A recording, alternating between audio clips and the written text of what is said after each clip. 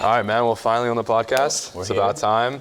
Finally. So what are we going to talk about today? Probably a little bit of drop shipping. Yeah. A little bit of scams, a little bit of MRR. Yeah, sure, buddy. Man. Yeah, talk about what people are doing, what people are not doing. A lot of cool stuff, bro. But yeah, intro yourself. Tell the people who you are. Yeah, my name is Gustavo Alcalde, Gus_Alcalde on IG, all socials. I do drop shipping and branded drop shipping. Do about $1 million a month. I have one 8-figure brand and a couple more. My wrap up, I do a little bit of YouTube on the side. Nice. No money from there. It's just giving free value out. Yeah, I fuck with that. Yeah, man. Introduce yourself, bro. Yeah, man. So my name is Samar Mithwani. I've been dropshipping online for around 3 to 5 years now. I run an 8-figure brand. I have a portfolio of 4 brands, and we do collectively over $1 million a month, usually around 2 to 3 million. And yeah, stuff is going really good. You know, branded dropshipping is really what we preach in like the Discords and all the communities I run. But that's really, I think, the only way you can really make money with dropshipping. Yeah, there's no way. In 2023, a lot of guys don't really talk about it, because it's not pretty information. It's kind of like there's a lot of boring stuff involved, like how to run Facebook ads properly, how to like brand your store, how to pick the right, formats and whatnot, but it's important shit. Yeah. It's the real sauce, man. Nobody wants to do the real work.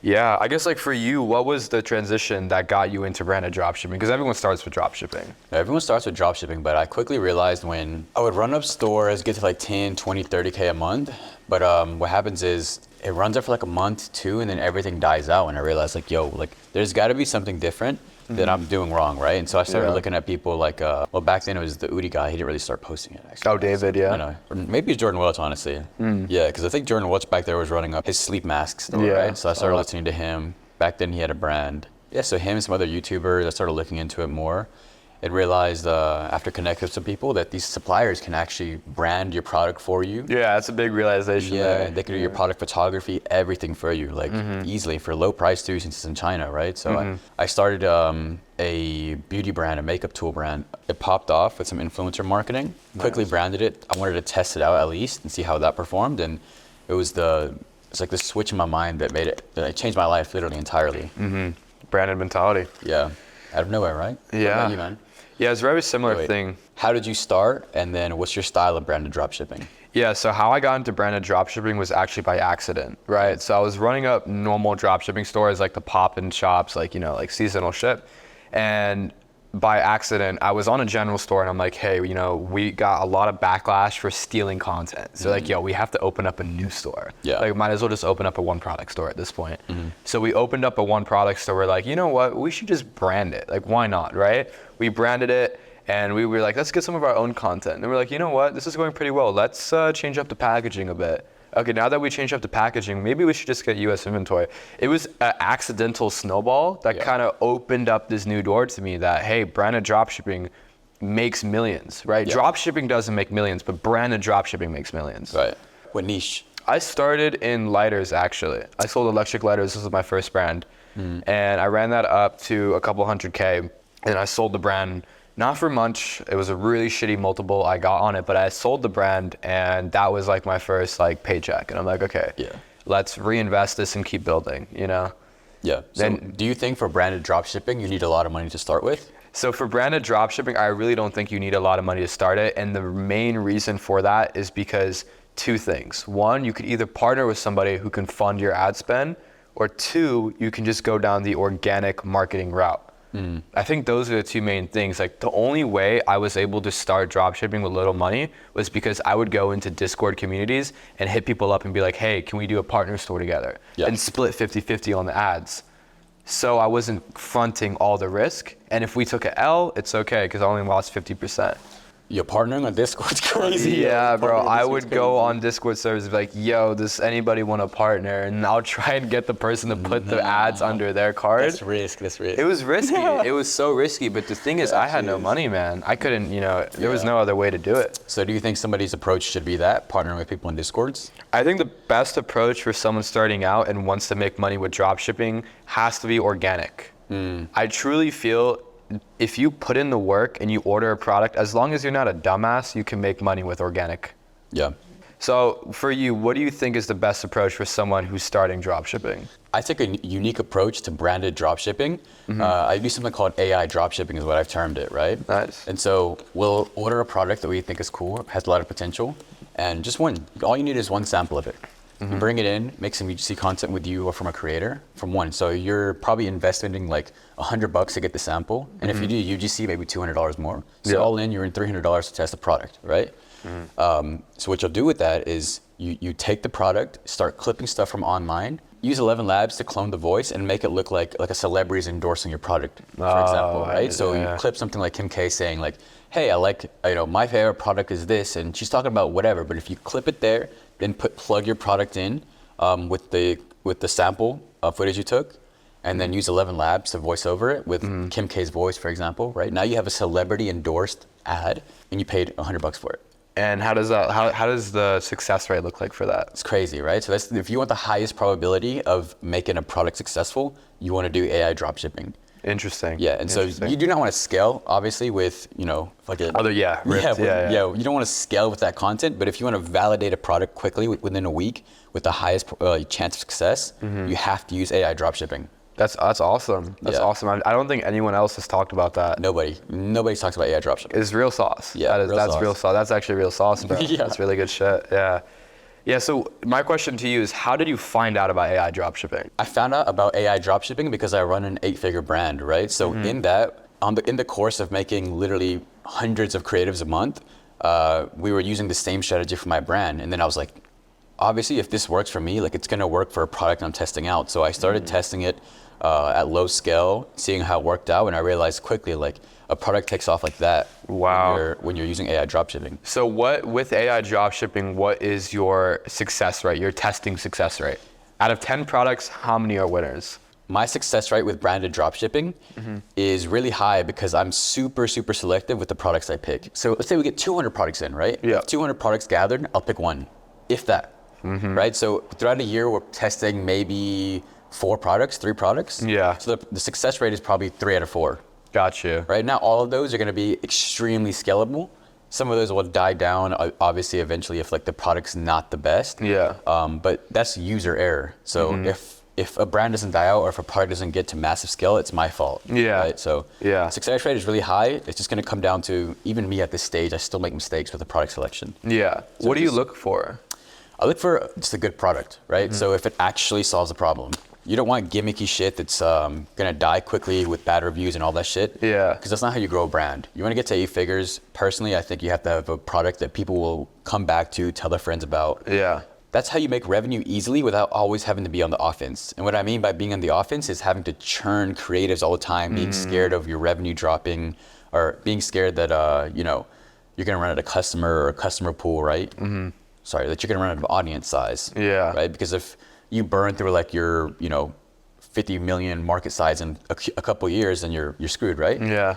But if you have a product that they tell their friends about, then you always have like a 20-30% returning customer rate because of that. Yeah, solid. So it's free money. That's actually really good. Like, what's your returning customer rate on your brands? Well, it's like 20%. Really? Yeah. Holy crap. And that is, how did you achieve a 20% returning customer rate? Honestly, I don't think 20% is that crazy. I know people that have like 30-40%, right? But 20% is good for like, you started dropshipping, right? 20% is good in that case. Yeah, it's crazy, yeah. But like a 30-40%, like if I want to get to that level, for example, I'd have to do better subscription offers, better subscription tactics to keep people on for a longer LTV. But yeah, no, it just comes down to having a good product. Honestly. Yeah. That's all it comes down to. Having a good product. And you found and tested all your products with dropshipping, branded dropshipping. 100%. No product I started from scratch, from zero. None of them. Wow. They all start from dropshipping. Wow. So you started all your products with dropshipping. You were able to get it, in-house, 20% returning customer, like really solid brand. Yeah, exactly. That's awesome, man. It's really unheard of for someone to have a brand that does 20 to 30% returning customer rates stem from dropshipping.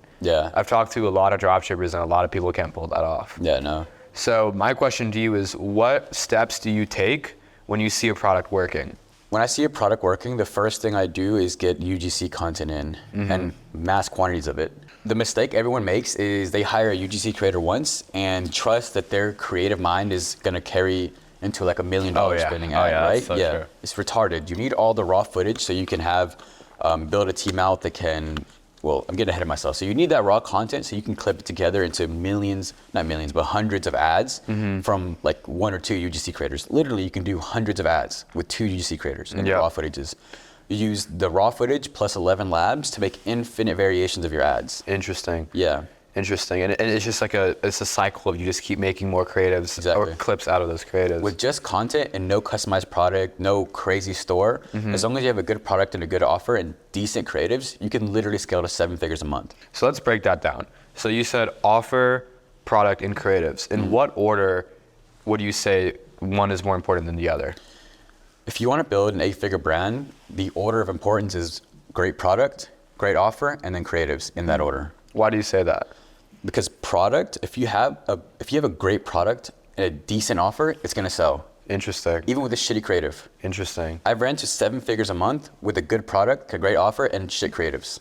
Interesting. Literally. Wow. So product is yeah. everything. Product and offer is everything. Got you.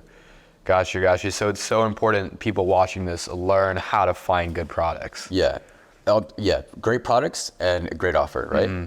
Yeah. So products, you can get away with a decent product and a great offer, right? Because you can have a gimmicky product, but if you have a solid ass offer, people are gonna buy it. Yeah. You're not gonna have great returning customers, but People will buy it. you'll run it up. Yeah. Just click back. When you're watching a beginner do product research, like what do you think they could do better? Yeah, so the biggest mistake beginners make with product research is test a lot of gimmicky products that don't solve real problems. That's the number one mistake. Yeah. So what a gimmicky product is shit like A shitty product that doesn't solve a problem would be like the monkey. You know what the monkey is? Splat monkey. The splat monkey, yeah. Honestly though, the splat monkey kind of popped the fuck off. But those are for the organic kids. Yeah. Okay. So if you want to take a branded dropshipping approach, like you don't want to have a gimmicky product like the Splat Monkey, right? Yeah. The returning customers aren't there unless you expand the product line heavily. Yeah. And even then, that's extremely costly. So for beginners, that's Yeah. not worth it. Right? You want to find a product that solves a problem. And also another mistake people make is they think that means health. Like it's got to be health related. Yeah. No, that's a huge mistake. If you find a product that's extremely easy to scale, but it's hard to pop off in the health niche. I get There's that. so much competition. Yeah, that makes sense. I guess for you, what are your favorite niches then? Me is beauty. The strategy I like to use to have a high success rate for product research is I pick one niche that I'm an expert in, right? And being an expert means, you know all the big brands, you know all the products, you know all the influencers, right? So you're really absorbed into the space. Yeah. And so what that does for you is when you see a trend coming, like or popping off on different influencers, YouTube or the TikToks, whatever, you really have to be in there because you can pick up on trends quick and act fast. You understand, yeah. Yeah. So you know what a good product is gonna be, what a like trend is versus like, something that's like a quick little 1 month TikTok trend. Like you don't want to hop on those. But when you see something solid, for example, the volcano rollers, right? No, yeah. Last year that popped off hard, right? Because it was actually a problem solving product.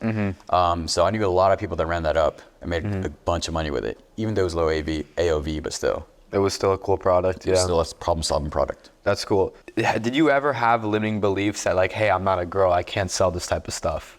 Oh yeah, that's a common question. That's I a get common lot. question. Yeah, it actually is. So yeah, you do not have to be a female to sell to females. It's like Thank you. He stupid said it. mindset, He bro. said it here. He said it here. Yeah, it's retarded, man. We literally do 8 figures with selling to only females. 100%, Only. I have man. no store that runs to males. Same. Nothing. Same, yeah. bro. It's only females. Yeah, like women buy, right? And I think a lot of the times when people get into drop shipping, they think, oh, I have to sell something I like and I'll buy.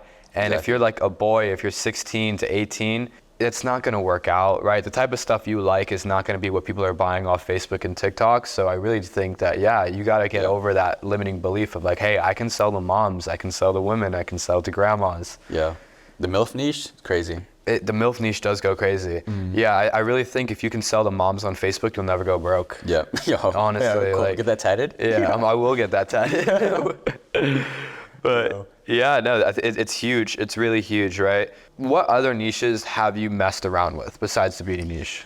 Beauty niche, fitness niche. Fitness little is a bit into big fitness one. niche, but beauty's my main. I would say beauty, fitness, and then recently home decor. Yeah, that's a good one. With your branded dropshipping approach, what niches do you like to go for? So I actually don't like to look at niches. I like to look at just one thing to determine if this is going to be a good product or not. And that is if it's a shortcut or not. The best advice I've ever been given with dropshipping is sell shortcuts, don't sell products. So whenever I look at a product and I think, hey, is this a shortcut of some way? that's validation of, hey, this is gonna make me money, this is gonna make me millions. Some of the best products I've seen out there are shortcuts, right? For example, hey, don't go to the gym, use this instead. Or like, hey, you don't need to take care of your skin, you could just use this instead. Or like, hey, don't worry about washing your face 5 times a day, use this instead. Right. It's just a shortcut to something, right? Especially when you're selling in America and most of the people are fat and lazy, if you can tell them like, hey, you can be better by not actually becoming better, they will hop on that, right? It's actually sauce. That's actually real sauce. Yeah, selling shortcuts. And I've said this in a lot of different AMAs as well and Q&As, is like when people ask me like, hey, where do I find winning products, right? Do I go on TikTok Creative Marketplace, or do I go to PP Ads, or do I go to Facebook Ad Library? Like, where are the winning products? I always tell them like, dude, it's not about where they are, it's about what you're looking for, right? And if you open your eyes to finding shortcuts, you will see products everywhere. Like I'll walk down a mall and I'll see products all over the place just because I understand there's shortcuts everywhere. People buy shortcuts. Okay, so where do you go, or how do you go about brainstorming for finding these shortcuts? Is there like It's a really good question, right? So where I find a lot of winning products and winning shortcuts in a way is by reverse engineering products that have already made a lot of money. So a couple years ago, I ran up this product which was called the carnelian stone. It was basically this orange stone that said like, hey, this is gonna get you laid. Right? Yeah. It's like girls would buy this stone and they would think I'm gonna get laid. Like the creatives for this product were literally, I bought this stone and now my boyfriend won't get off of me, right? And this product we did millions on, and it went really good. So for my next batch of like winning products I was looking for, I was like, how can I provide the same shortcut? And guys, there are a lot of products out there that give out that same shortcut. Yeah. So yeah, that's kind of how I find a lot of my winners. A really cool thing that I was able to do a couple weeks ago was I was able to go to some of the biggest dropshipping warehouses in China, right? And when I was meeting with these dropshipping guys, these fulfillment guys who've been in this space for 8-9 years, I got the pleasure of asking them like, hey, what are some of the common traits you see between products and people that make it in dropshipping? Like for the $1 million clients you have in dropshipping, what are they doing? Like what's going on there? And the number one thing they were saying was they were selling products that were shortcuts, not just normal products, right? So when they were showing me the warehouse and all these other winners, it was all of these shortcuts all over the place. Yeah. So yeah. Honest, the sauce straight from the source. Straight from the source. Straight from the source. Straight from the source. If anyone has a budget watching this, go to China and just start touring the factories. Go. What are people doing? What are people doing? Doing? When getting into dropshipping, what mindset do you feel people need to have to actually make money? The worst mindset people have is that they go in and just want to make $5,000, $10,000, right? Yeah. And that's a huge limiting belief in why your brand doesn't grow or why your store doesn't grow as quickly as you want it to, right? So if you treat things as a brand from the moment you hop on a product, your probability of success and the speed at which you can scale is going to be exponentially higher than if you go in and say, hey, I just need, a couple of UGC creators because I just need to hit my $10,000 a month for the first time, right? That's the worst thing you can do. 100%. So going at it with a mindset of, making a little bit of money, you need to go into a brand or a product with the mindset of, hey, I have to turn this into an 8-figure brand, and then all your actions will reflect that. 100%. So Samar, what's the mindset that beginners need to have when they're starting their first dropshipping store? The worst mindset someone can have getting into dropshipping that will not make them money is looking at it as how much money do I need to start? Every time someone has asked me how much money do I need to start, I've never seen them win. It's always it's a business at the end of the day, right? You have to, the real question to ask is how long can I be unprofitable for and still stay afloat, right? Because at the end of the day, you're gonna need to have money coming in. Like don't quit your job. Make sure you have money coming in and use that money to, test and keep trying different products, and eventually you'll get to a point where something works and you can actually go full in on it. I think that was the biggest thing for me, getting started with dropshipping. There was no other option, right? So even if I had 100 in my bank and I used that whole $100 bill on products and it didn't work, the next 100 I got was going straight to the ad account. Like there was no stopping, really. Yep. So what do you say to like 16, 17-year-olds that are starting that actually don't have money? Like you're telling them to get a job, like what are they doing? Yeah, so for the kids that come to me and don't have money and want to make money with dropshipping, first of all, I resonate with them because, been there, done that, and I truly feel for their situation. And I applaud them for actually trying and reaching out to people like me to see how they can make it work, because most people, they don't even try. Right? So the first thing I tell them is everyone has a different way of going about it. For me personally, I was partnering with other people that had money, and that's how I was able to actually, get the skill set and get some income coming in. But for most 16, 17, 18-year-old kids that are getting into it now, I truly feel you need to start with organic dropshipping. Post on TikTok, order a product to your house, do that whole route, and that's the best way of getting your feet wet with dropshipping. All right, so where can people learn about the organic dropshipping model? Because honestly, I don't know that much about it Yeah, from so a creator's point of view. Yeah, so there's a lot of resources on organic dropshipping on YouTube. You can just look it up. And then also I have a Discord as well, Jolt Ecom, shout out, where we teach a lot of stuff like that as well. Okay, so how long does it take for you to get some traction with organic dropshipping? So typically, I would say it takes around 2 to 3 months to start seeing some sales with organic dropshipping, if and only if you're actually putting in the work. Organic dropshipping is one of the most mentally taxing business models there is out there because you're trading time for money. You have to post multiple times a day. You have to come up with different angles. You have to keep filming. It just takes a lot of energy and time. Right. But if you have the grit and you stick with it, you will make money. Yeah. Do you feel that you need to be smart to make money with dropshipping? No, honestly, I don't think that you need like a college degree or even a high school graduate to make a lot of money online. Yeah. I know a lot of people who are, for lack of words, retarded, stupid, whatever you want to call them, they're everything. Yeah. They're everything but smart, right? Yeah. And they make a lot of money, millions Yeah. in the e-commerce space. So yeah, you don't have to have like a college degree. You don't have to be some fucking valedictorian, right? Yeah. You just have to have consistency and discipline. Simple as that. I really feel you can be a dumbass and make money with dropshipping. Like me personally, I'm very degenerate. I'm not the smartest person. I did horrible on like my SATs. If you look at it from like an IQ standpoint, I'm not Sherlock Holmes. But I'm disciplined and I have persistence, and that's what got me my success.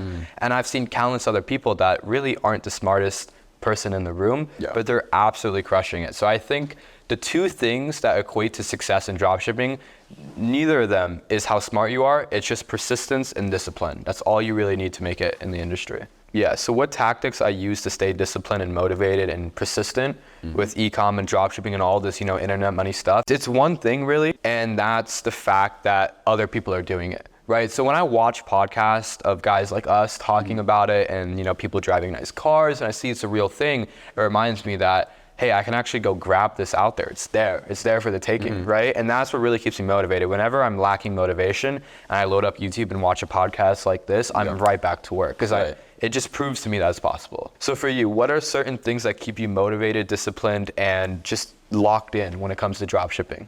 Yeah, so a little bit more of a tactic approach. So after you're in that first year of, hustle mode, it's really easy to stay motivated, right? 100%, yeah. After that, it's going to come down to you building discipline. And I don't think discipline is something that, a lot of people just say like, oh, just do it, right? But it's hard for somebody to go from like A to Z just overnight. Yeah, so it's just building step by step these routines that, make you feel great in the morning, right? For example, the morning routine, it just sets your day up for success. Small wins. Yeah, small wins. Yeah. Small wins. That's really good stuff. Yeah, a lot of people need to hear that. A lot of people feel that they can just jump into it and just, make millions. 24/7 grind. Yeah. That's not it. You need to get the small wins and kind of build yourself up, right? Yeah. Like do the push-ups, clean your room. Like this shit actually equates to success, and a lot of people don't realize that. Yeah, literally. So if you could say, because you got a lot of wisdom, right? You've been, you've made millions online. You're young, and you definitely have that guru mentality. You're a guru in a way. Guru in a way. In a way, you are a guru. I guess. Do you think this whole approach of reading a book a day or like reading a book a week is going to help you make money online? That's a really good question, and absolutely not. I honestly feel that reading is a leisure activity. Yes, there are benefits to it, but you can get more information from watching podcasts and actually doing the work. Maybe like 100 years ago, reading a book was the best way of getting information, but nowadays with like Google, YouTube, TikTok, you can get information much quicker and much more efficiently. Honestly, that's so true. Yeah. It's so true. Because I used to read a lot of books like, Think, Grow Rich, all this, How to Win Friends, Influence People. It doesn't actually help. Yeah, you go to YouTube, you figure it out in like 2-3 minutes. Yeah. Anything you have a problem with. Yeah, you'll really realize, and I had that realization when I was going through and reading books. I was like, wait, I could just get this from YouTube. Yeah.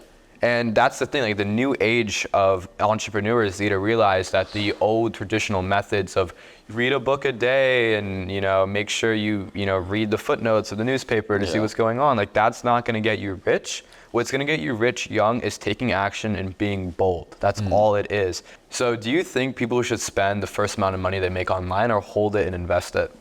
Ooh, tricky one actually. So, you're gonna have to balance it because you definitely want to have money to continue scaling your business, but you also don't want to, be stuck in a room for a year or 2 years, because what's gonna happen is some part of your life is gonna deplete from that. Like whether it's your social, your personal, something is gonna fuck up if you're not going out, hanging out with friends, going to travel, and networking. Networking especially. Networking is something that you will most likely have to travel to if you want to meet the big players or get in the big rooms. 100%. Right? And Yeah. that's where you're going to get the real sauce, honestly. Yeah. You'll learn real shit there that you're not going to find online. You're not going to find on a YouTube channel. So that's going to require you to spend some money. So, or probably spend like maybe 10, 20% of what you make, and don't spend it on bullshit, right? Obviously, especially when you're first starting out. Don't go buy shit like a car, but like use that money, spend it, right, to go to either an event or, networking place. Put yourself in rooms where you're gonna learn more, but you can still, have fun doing it, right? 100%, yeah. I think you should spend the money you make at the beginning. I really feel like you should blow it. Because how I set up my businesses and how I teach people how to set up businesses is you can spend your money and you still will make more money. Right. And that's the whole point. Why did we go into business? It's not to save hundreds and millions of dollars. It's to actually go out and spend the money and have fun. I truly believe if you made 10, 100K, whatever online, first of all that matters is your skill set, right? So it doesn't matter how much you have in the bank. Go spend that money, blow it, and make more. That's the lifestyle you should live. That's true, because if you spend the whole time saving, you're always on defense, right? Always on defense. But if you're spending it, you always got to work harder to continue being able to spend, right? Yeah, the secret to leveling up is spend more money. Done. When you spend more money, you end up putting yourself in a position where you have to make more. Right. If you keep doing that, you'll slowly keep breaking the ceiling and you'll get to a point where you're making millions a month and you won't even realize. What's the one mindset shift that took you from doing 100K a month to now over $1 million a month with your dropshipping stores? The biggest shift I made was stop looking at the business as something that, I want to build up and then just leave it running stagnant, right? So a lot of people have this mindset where they want to get it to 100,000 a month, put a team in there and then leave it alone, right? That's the worst thing you could do.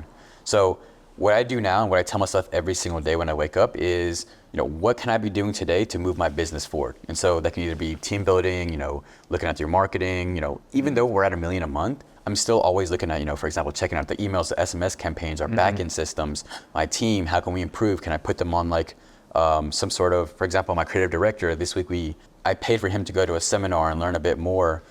So it's always something you can be doing in your business to continue to move it forward. The worst thing you can do is let it coast. 100%. So always focusing on growth. Yep. And that's how your business is going to grow, literally. So and that's how you are going to grow as well. Yeah, I think it's a good way to end it off. Never stop growing. Never stop growing. Yeah, subscribe and like, guys. Subscribe and like. So you can keep growing. Where can these guys follow you at? Yeah, so I have, I'm really active on IG. It's at Samir Ear, so my name and IER at the end. And yeah, basically every week I'll just post winners on my story as well. So go winners? eat up. Free sauce. Yeah, every week I post at least 3 winners. So go eat up on there. Yeah, and then my Discord as well. We're really active on there. It's free and we just give out all the Discord sauce. actually has a lot of sauce. Yeah, I've even checked it out. I learned some stuff in there. Yeah, there's a lot of good stuff on there, a lot of good stuff. And yeah, my Twitter as well, you can see me shit posting. What about you? Where can the people find you?